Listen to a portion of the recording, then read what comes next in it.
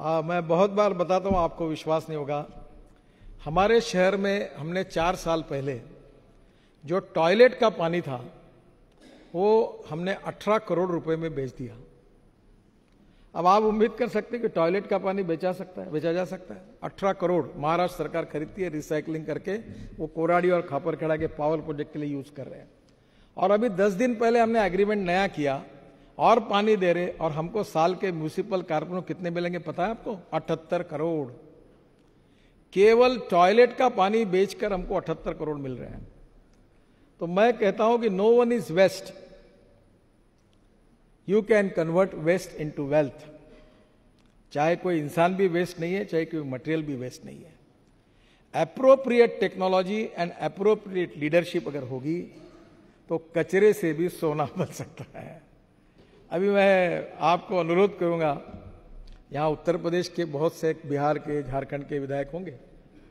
अभी एक पानी जो हमने निकाला, ये पानी से अभी हम मीथेन निकाल रहे हैं नागपुर में, और मीथेन से CO2 अलग करके बायो CNG निकालकर 50 से 55 बसेस उस पर चला रहे हैं। Pollution free, cost effective import substitute. अब ये गंगा के किनारे पर मैं 125 बायोडाइजेस्टर बना रहा हूं, और ये यमुना पे बना रहा हूं, ये दिल्ली में है, पानीपत से शुरू है। 40 उपनदी और नाले हैं जहां भी हम लोग काम कर रहे हैं। 189 प्रोजेक्ट्स कर रहे हैं, 25,000 करोड़ खर्चा कर रहे हैं। 100% हम पैसा खर्चा कर रहे हैं। अब मेरी योजना ये है कि जिसके लिए मैं आपसे अनुरोध करता हूं कि गंगा के किनारे पर जो विधायक वो सामने आए, वो जो बायोडाइजेस्टर से पानी शुद्ध होगा। तो मैं पावर मंत्री जी के पास गया, मैंने कहा आप मेरे गंगा के लिए मुझे आपका एक सहयोग चाहिए कि गंगा के किनारे पर टोटल 24 पावर प्रोजेक्ट है। बिहार में है, झारखंड में है, उत्तर प्रदेश में है, ये सभी गंगा के किनारे पर है। तो आप उसमें मेरा पानी आप पावर जनरेशन के लिए यूज करो। गंगा का सीवेज वाटर मैं अच्छा करके आपको देता हूं। ये पाइपलाइन से पहुंचा तो 1 पैसा शायद बिजली महंगी होगी, पर शायद सस्ता भी हो सकता है। जब मैंने उनको कहा, उन्होंने कहा 12 प्रोजेक्ट हमारे चालू है, मैं पानी लेने के लिए तैयार हूं, हमारा अभी एग्रीमेंट होगा। उन्होंने ऑर्डर भी निकाला है, और ये पूरा गंदा पानी मैं जो गंगा का शुद्ध करके उनको बेचूंगा, उससे पैसे मिलेंगे। फिर मैं रेलवे मिनिस्ट्री के पास गया, मतलब आपकी जो गंगा के किनारे पर रेलवे स्टेशन है, जो गाड़ियां जाती हो धोते हो, तो गाड़ी धोने के लिए हमारा पानी यूज करो, आप खरीद लो तो उससे पैसे मिलेंगे। अब वो पानी को हम बेचेंगे, उसके बाद उसी पानी से मीथेन निकालकर CO2 अलग करके, वो CO2 से भी आइस क्यूब बनती है। आज बड़े बड़े 5 स्टार होटल में जो ड्रिंक्स लेते हैं तो जो आइस क्यूब होती है वो इससे बनते हैं। तो मैंने उनको कहा कि आप एक काम करिए कि ये जो बायो CNG है, इससे बसेस चलेगी, ट्रक चलेगी, ये सब बातें संभव है। तो गंगा ये हमारे लिए वरदान बन सकती है, हमारे रोजगार का साधन बन सकती है। अभी मैं परसों टुटीकोरिन गया था तमिलनाडु में, और मैं सोच रहा था कि इतना धूप थी, पानी नहीं है, सब लोग अस्वस्थ हो रहे थे।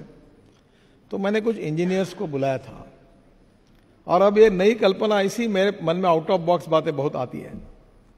तो मैंने उनको कहा कि ये जो चेन्नई में आप पीने का पानी दे रहे हैं, जिसका डिसैलिनेशन कर रहे हैं, ये कॉस्ट कितनी आती है?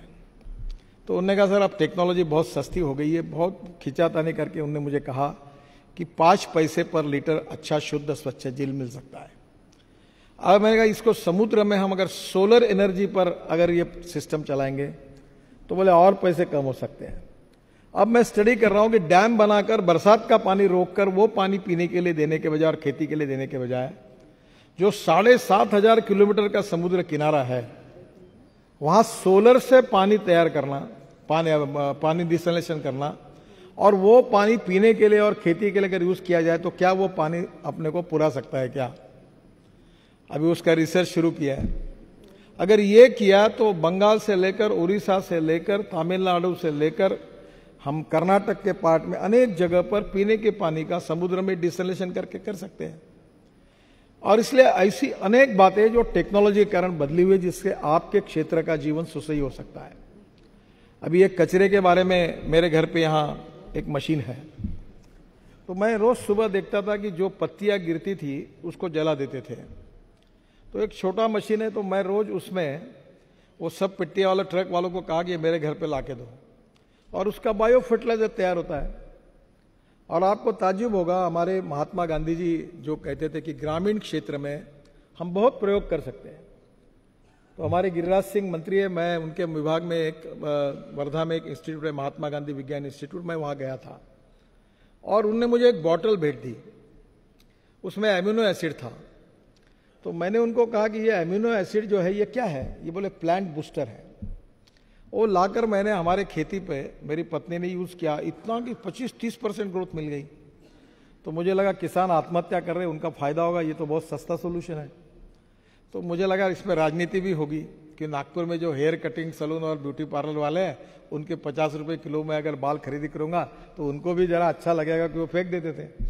तो मुझे लगा कि नागपुर में मुझे 500-600 टन बाल मिल जाएगी, क्योंकि मुझे कल्पना ही नहीं थी कि बाल इतने हेयर कटिंग सैलून है, इतने ब्यूटी पार्लर है। सबको मैंने इकट्ठा किया और मैंने कहा मैं 50 रुपये किलो से बाल खरीदी करूँगा, आप मुझे बाल दो।